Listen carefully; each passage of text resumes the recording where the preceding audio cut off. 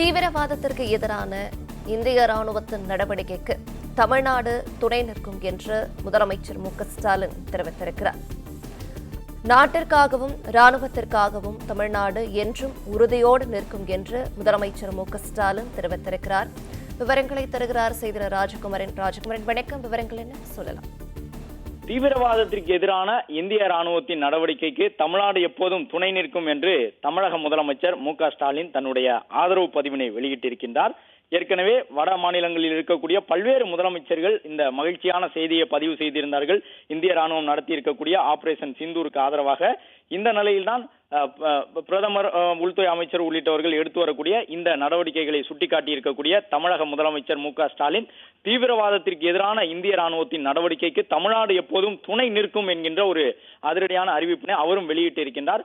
தமிழகத்தினுடைய முதலமைச்சர் மு.க.ஸ்டாலின் ஏற்கனவே முதலமைச்சர் இந்த பகல்காம் தாக்குதலுக்கு பிறகு தன்னுடைய நிலைப்பாட்டை உறுதிப்படுத்தியிருந்தார். பயங்கரவாதிகளை இரும்பு கரம் கொண்டு ஒடுக்க வேண்டும் என்று பிரதமருக்கு முதலமைச்சர் தன்னுடைய வேண்டுகோளை முன்வைத்திருந்தார். பயங்கரவாதம் எந்த ரூபத்தில் இருந்தாலும் இரும்பு கரம் கொண்டு அதை ஒடுக்க வேண்டும், அதற்கு தமிழ்நாடு எப்போதும் துணை நிற்கும் என்கின்ற ஒரு அறிவிப்பினை பிரதமரை நோக்கி முதலமைச்சர் அவர்கள் பகல்காம் தாக்குதலுக்கு பிறகு வெளியிட்டிருந்தார். தற்பொழுதும் பிரதமரை குறிப்பிட்டு உள்துறை அமைச்சர் உள்ளிட்டவர்கள் எடுத்து வரக்கூடிய அந்த நடவடிக்கைகளை குறிப்பிட்டு ஆபரேஷன் சிந்தூர் என்ற அந்த குறியீட்டு சொல்லுடன் பிரதமர் நாட்டிற்காகவும் ராணுவத்திற்காகவும் தமிழ்நாடு எப்போதும் துணை நிற்கும் என்று முதலமைச்சர் மு.க.ஸ்டாலின் தன்னுடைய இந்த சமூக வலைதள பதிவில் குறிப்பிட்டிருக்கின்றார். ஏற்கனவே கடந்த காலங்களிலெல்லாம் 1962, 65, 71, 99 போர்களின் பொழுதெல்லாம் இந்திய ராணுவத்திற்கு ஏராளமாக நிதியை அள்ளி கொடுத்த ஒரு மாநிலமாக தமிழ்நாடு இருந்திருக்கின்றது.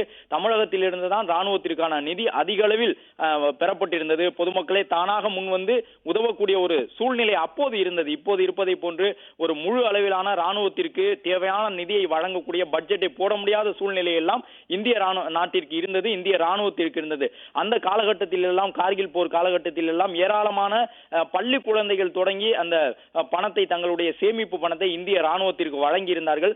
அந்த அளவு இந்தியாவை பொறுத்தவரை, தமிழ்நாட்டை பொறுத்தவரை எப்பொழுதுமே ராணுவம் என்று வரும்பொழுது, தேசம் என்று வரும்பொழுது மாற்று கருத்து இல்லாமல் முழு மனதோடு ஆதரிப்பார்கள். முதலமைச்சரும் தற்பொழுது தனது கருத்தாக அதைத்தான் சொல்லியிருக்கின்றார்.